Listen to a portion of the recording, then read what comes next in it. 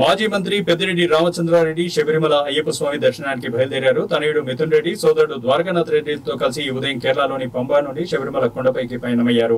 కాషాయ దుస్తుల్లో ఉన్న పెద్దిరెడ్డి తలపై ఇరుముడితో నడుస్తుండగా పక్కనే మిథున్ రెడ్డి, వెనకన ద్వారకానాథ్ రెడ్డి అనుసరించారు. ఈ విషయాన్ని పెద్దిరెడ్డి తన సోషల్ మీడియా అకౌంట్ ద్వారా వెల్లడించారు. వీడియోను కూడా పంచుకున్నారు. ఇటీవల ఎన్నికల్లో వైసీపీకి 11 ఎమ్మెల్యే స్థానాలు, 4 ఎంపీ స్థానాలు రాగా పుంగనూరు నుంచి పెద్దిరెడ్డి, తంబళ్లపల్లి నుంచి ఆయన సోదరుడు ద్వారకానాథ్ రెడ్డి ఎమ్మెల్యేలుగా గెలుపొందారు. మిథున్ రెడ్డి రాజంపేట నుండి ఎంపీగా గెలిచారు.